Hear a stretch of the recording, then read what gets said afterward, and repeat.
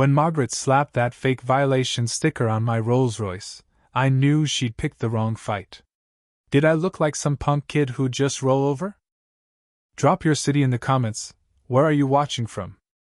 What went down in this quiet Willow Creek Estates turned into a local legend, and trust me, the drama's worth every second.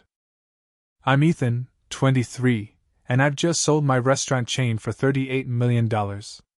Margaret, the HOA president, didn't just hate my car, she ruled Willow Creek like a dictator, crushing anyone who dared disrupt her perfect suburb. What didn't she know? I had the cash and time to play a long, ruthless game. By the end, I wouldn't just own my house, I'd own her entire street. The look on her face when she got that eviction notice. Iconic. My dream was a home to call mine, built on the sweat of Harper's table. My restaurant empire that grew from a food truck at 16 to a farm-to-table chain by 23. My late wife, Lily, who lost her battle with cancer last year, always pictured us in Willow Creek's pristine colonial homes. We'll have the grandest house, she'd say during chemo, sketching floor plans in her notebook. Signing the papers for 37 Magnolia Drive felt like keeping a promise to her. Lily was my everything. Met her at 19 when she tore apart my food truck's sloppy systems. She joined me, built our supply chains, and turned one truck into 15 high-end restaurants across 3 states. Her wealthy dad cut her off for choosing culinary school, but she inherited his business savvy, insisting our staff got living wages and benefits. She wanted success, but it had to be ethical. Willow Creek was her vision, a real community, not a status symbol. Trouble hit on moving day. I rolled up in my Rolls-Royce Wraith, Lily's symbol of success, and Margaret stormed across my lawn, her pantsuit crisp as her glare. "This is an Airbnb," she snapped, eyeing my tattoo for Lily.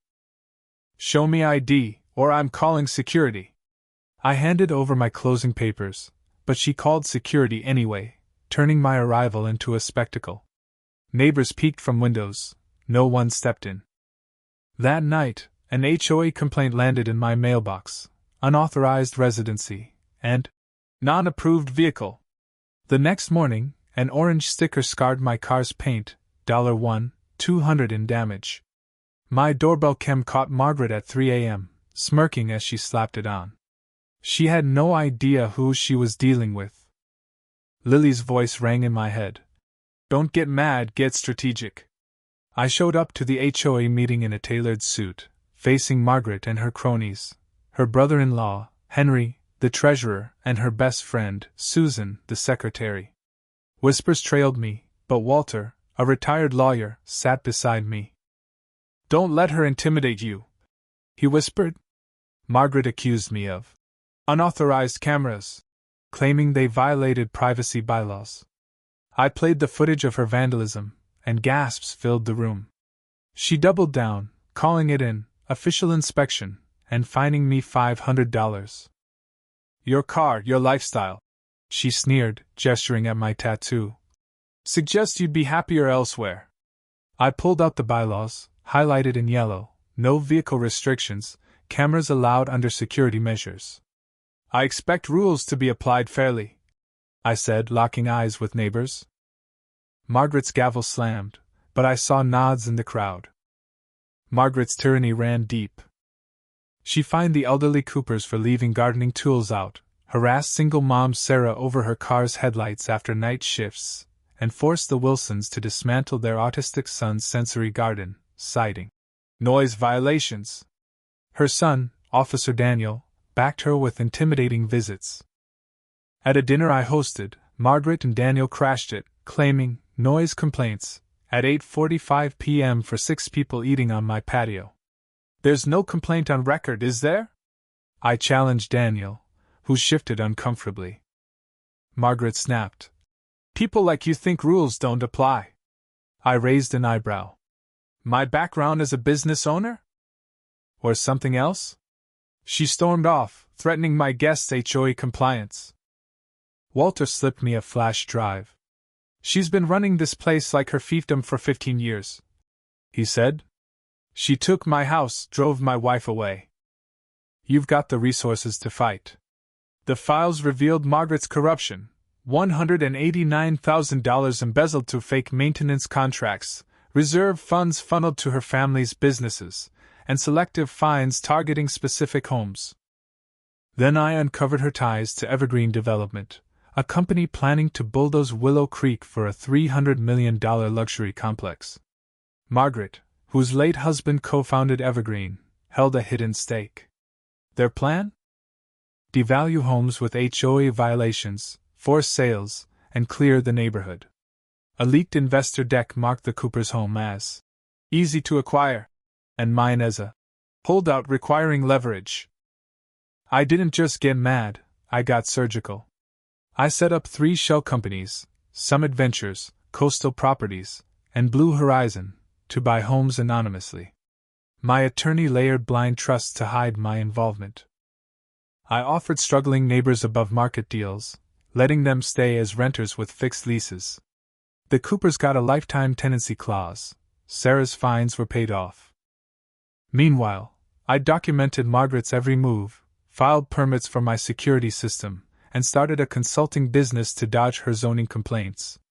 I built alliances: Sarah, the Wilsons, the Parkers, whose solar panels Margaret banned. She's been bleeding us dry, Mrs. Cooper confided, her hands trembling.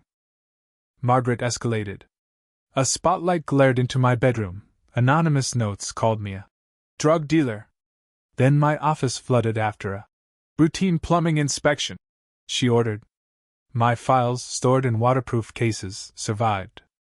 At 2:17 a.m., my cameras caught her trying to break in with a glass cutter. I called the police, but the report vanished, her son's doing. Neighbors started talking, though. Mrs. Parker brought me cookies for saving her solar panels. The Kims invited me for dinner, cooking with spices they'd avoided for years. The turning point came at an emergency HOA meeting. Margaret tried to shut it down, but Walter, now a board member with me, had 38% of homeowners' signatures. I projected the evidence: inflated contracts, embezzled funds, Evergreen's demolition plans. The room erupted when I showed them their homes marked for bulldozing. You fined us over our son's therapy garden while planning to destroy our home? Mr. Wilson roared. Margaret snapped. This outsider with his garish car thinks he can ruin everything I've built. Then she went too far, mocking Lily's death. Maybe if you'd focused on her instead of your restaurants, she'd still be here. The room froze. Mrs. Cooper stood, voice shaking. We raised our kids here before your standards. You made us live in fear. Others joined: Sarah, the Parkers, the Kims, sharing years of harassment. Margaret's allies crumbled. Even Susan looked shaken. The vote to remove her passed overwhelmingly. Criminal charges followed for embezzlement and fraud. My investment group now owns 60% of the neighborhood. I revealed myself as the buyer, and Margaret's scream echoed. This is illegal. I smiled. It's all by the book. Wait till you see the new bylaws. I questioned my motives late at night, staring at Lily's photo. Was I becoming Margaret, using power to reshape Willow Creek? I set up a neighborhood trust, giving residents control over the properties, and drafted bylaws with term limits and an independent review board. Margaret's house? I turned it into affordable units for restaurant workers, something Lily would have loved. 3 months after that sticker, I watched Margaret load a moving truck, her for sale sign slashed with an orange, price reduced, tag. The Coopers hosted a block party, their home. Walter led the HOA, rebuilding trust. My Rolls-Royce gleamed in the driveway, now a symbol of victory. Would Lily be proud? I think so, not for revenge, but for protecting those who couldn't fight back. Sometimes karma works through real estate and forensic accounting. My grandfather's words rang true. Don't start none, won't be none. What do you think? Did I go too far, or was Margaret's downfall justice? Drop your thoughts in the comments, and let's debate. Is a little playful revenge in a feud like this ever okay? Hit subscribe and ring the bell for more stories like this. Your take could spark the next big discussion.